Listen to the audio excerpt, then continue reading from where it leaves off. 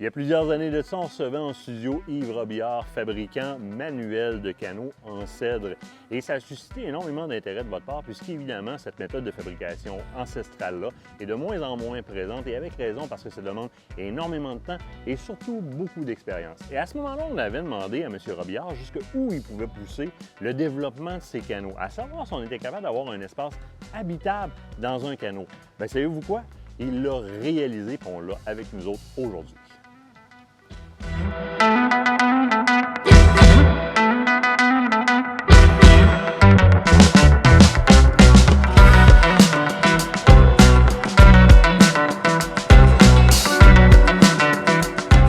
Yves Robillard de Canot Roby, comment ça va? Ça va très bien, toi? Ça va super bien. Écoute, c'était presque un leurre, c'était quasiment une histoire de dire, on pourrait-tu coucher dans nos canots?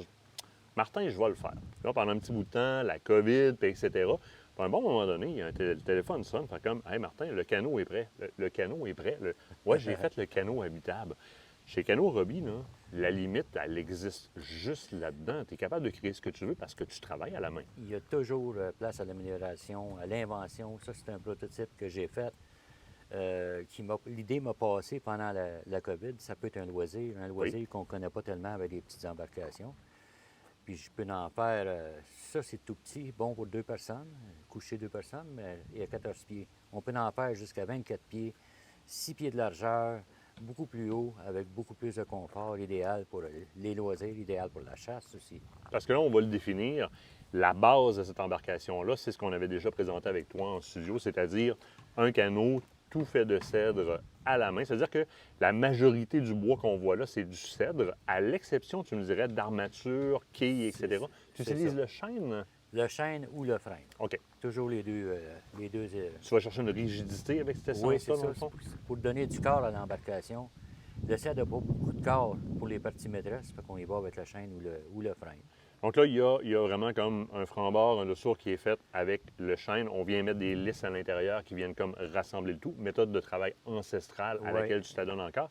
C'est une méthode dans laquelle il n'y a pas beaucoup de relève présentement. Non, moi, j'en ai pas de relève. Je vais continuer tant que je peux.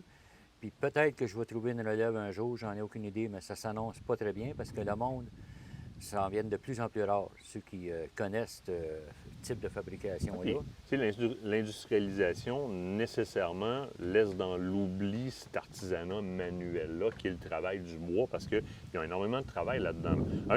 Je sais combien de temps a pris celui-là, mais dis-moi, un canot standard, par exemple, dans les mêmes longueurs, 14, 16, 18 pieds, ça représente, sans la cabine, ça représente combien d'heures de travail confectionner ça? OK, un canot standard avec les deux bouts pointus. Oui, oui. Ça représente à peu près 60 heures, un 16 pieds. Un 60 heures pour faire un 16 Ouais. pieds. Donc, si on veut commander des embarcations comme ça, c'est pas au début de la saison, au mois d'avril, puis je vais être à la pêche au mois de juin. Il y a quand même des listes d'attente. Il faut s'y prendre d'avance. Ouais, on communique avec toi, puis il faut s'y prendre d'avance. Exactement. Surtout pour les embarcations, les grosses embarcations qui peuvent prendre une éternité à fabriquer. J'ai besoin de l'avoir la commande très tôt. Parce que là, ici, on a la base de canot qu'on a connue ensemble à l'émission, la première fois qu'on vous a présenté, méthode ancestrale, 10 mm au niveau du fil de verre, la toile de fil de verre. Une toile 10 onces. 10 onces, excuse-moi, Ouais. pas 10 mm, mais 10 onces. Souvent un petit peu plus gros dans les plus grosses embarcations. Oui, on y va avec 2 10 onces. Avec 2 10 onces d'épaisseur. Pour une robustesse. C'est du solide, donc déjà la base qu'on connaissait, mais là, à ce moment-ci, on est bout droit à l'arrière, bout pointu à l'avant, un espace pour mettre un moteur et une cabine complète. Une cabine complète pour un canot. On s'entend, c'est pas un hors-bord de haute mer. Et ici, on a voulu faire un hybride qui est vraiment tripant. Il y a de la place pour 2 personnes pour coucher là-dedans? Oui, serré pour 2 personnes, mais quand même, il y a de la place. C'est serré pour 2 personnes, mais ça nous permet d'entendre l'orignal sur le bord de l'eau. Ben c'est oui. du cèdre, on entend très bien. Là. On fait pas de bruit pour sortir de la cabine. Et voilà. En masse de place pour rentrer. Et on va se le dire, là, avec les voyages minimalistes qu'on fait aujourd'hui, avec le van life, etc., on s'est habitué de toute façon à fonctionner avec des utilitaires plus petits et puis entraînant un peu moins de stock. Il y a une armoire à l'avant dans laquelle on peut mettre le stock pour une petite escapade de couple ou avec un enfant ou encore une personne seule. Ça fait très bien. Moi, ce qui m'intéresse avant de rentrer dans les technicalités de la cabine, combien d'heures avec la cabine comme ça de travail qui est nécessaire pour fabriquer ça? Ça, je pourrais dire que ça prend 300 heures. Mais sous toute réserve, si j'en faisais un deuxième, peut-être ça me prendrait quelques heures de moins. Mais on peut figurer 300 heures. Puis j'en ai 3 différents modèles. J'ai le 46 pouces de largeur comme celui-là. Oui. J'ai le 52 pouces de largeur, qui est plus long, qui peut aller jusqu'à 20 pieds. Puis j'ai le 72 pouces de largeur, qui peut aller à 24 pieds, qui serait beaucoup plus spacieux. En termes de temps de fabrication, si quelqu'un est intéressé à avoir un de ces 3 modèles-là, on peut espérer une livraison à combien de temps si, par exemple, les gens communiquent avec toi au travers de Cano Hobby sur Internet présentement? Il faut compter, les gros, il faut compter 4 mois. Il faut compter 4 mois pour la Ouais, livraison? OK. Donc, il faut au moins être averti, si on a une escapade en tête, il faut attendre, faut compter un bon 4 mois. Maintenant, les spécificités peuvent être discutées avec toi, puisqu'évidemment, tu les fabriques de toutes pièces, Ouais. donc il y a des adaptations qui sont possibles de ta part. C'est ça. On peut le faire sur commande. La personne, le client peut dire, je le veux comme ça, comme ça, comme ça. C'est ça, c'est fait sur commande. C'est l'avantage de travailler le bois de C'est A ça. à Z. On peut choisir les dimensions qu'on le veut et avoir les spécificités dont on a besoin. Très intéressant. La cabine, proprement dit. On a une cabine qui est pleine grandeur pour la grosseur d'embarcation à laquelle on a affaire. Porte double avec penture piano à l'entrée. On recommande de rentrer de reculons là-dedans? Oui, oui, parce que c'est une petite cabine. Idéalement, c'est rentrer de reculons pour pouvoir se coucher la tête tout près des portes. Et voilà, les pieds sont à la fermeture de l'embarcation, Oui, à la pince c'est avant ça. de l'embarcation. Mais c'est un peu dans cet esprit-là, cet esprit de pirogue-là sur laquelle on vient de mettre une cabine. C'est pas très haut à l'intérieur. Nécessairement, on veut avoir une vue vers ça de l'arrière du bateau parce qu'on va conduire le bateau de l'arrière. Il n'y a pas de volant sur le bateau. On va mettre un moteur avec un bras allongé, je présume. C'est là-dessus? ça. Oui, on conduit le bateau à côté sur la cabine, très confortable, avec une bonne rallonge télescopique. Quelque chose comme un 9.9 force là-dessus ou encore un moteur électrique dans le coin du 50 livres va faire absolument.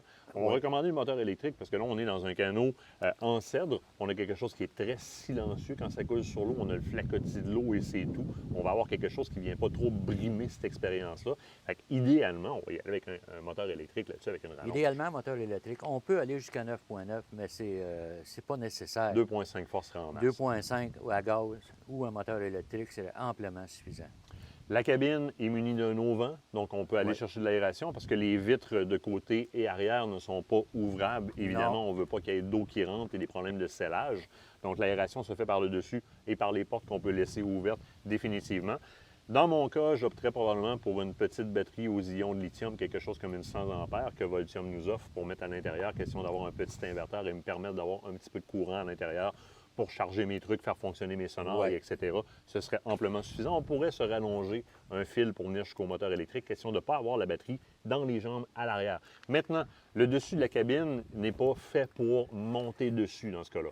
Non, il n'est pas fait, il n'est pas conçu pour marcher dessus. Par contre, si j'avais une commande spéciale qui me dise, moi, je veux aller dessus, je veux être debout pour faire ma pêche, La pêche à la mouche, par exemple. oui, ça, je pourrais le faire. Ça pourrait être Mais trippant, tabarouette. celui-là, il est un peu petit pour embarquer dessus. Oui.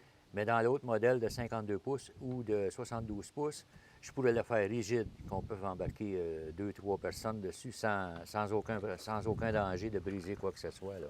Maintenant, on aime avoir ce type d'embarcation-là parce qu'on a le matériau noble qui est le bois. C'est plaisant à utiliser, c'est plaisant à posséder, c'est plaisant sur l'eau aussi.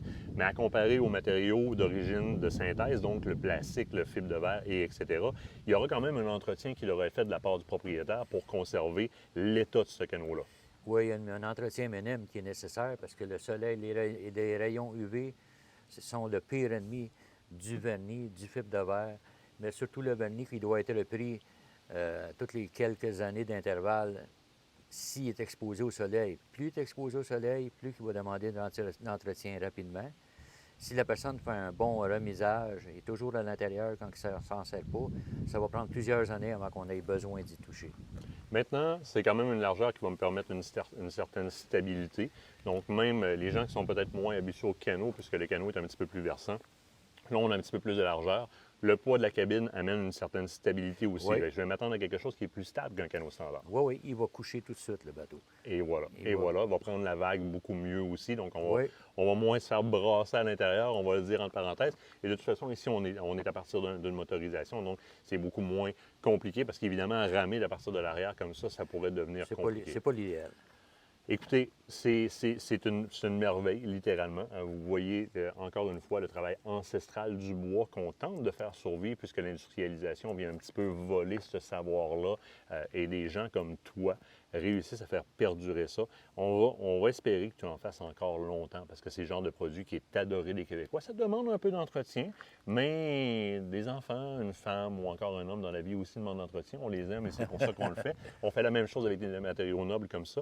Merci de faire perdurer cette Ça tradition-là. m'a fait plaisir. Puis si ça t'intéresse, peut-être qu'à un moment donné, je reviendrai avec une embarcation plus imposante. Oui, oui, on Soit le fera. 20 ou 24 pieds quand l'occasion se présentera. Et là, je vais essayer ça avant. Oui, oui, OK. Je vais C'est essayer parfait. ça. On va partir avec ma douce sur un plan d'eau en quelque part. On va faire dodo là-dedans. Puis on va. Une belle pêche là-dessus, ça pourrait être trippant à barouette. Puis honnêtement, je pense qu'on est capable, avec des lancers latéraux comme ça, de moucher à l'arrière sans aucun Oui. problème. On va avoir la stabilité nécessaire. Un gros merci Ben, encore c'est une moi fois. qui te remercie, Martin. Longue vie à Canot Robbie. Merci.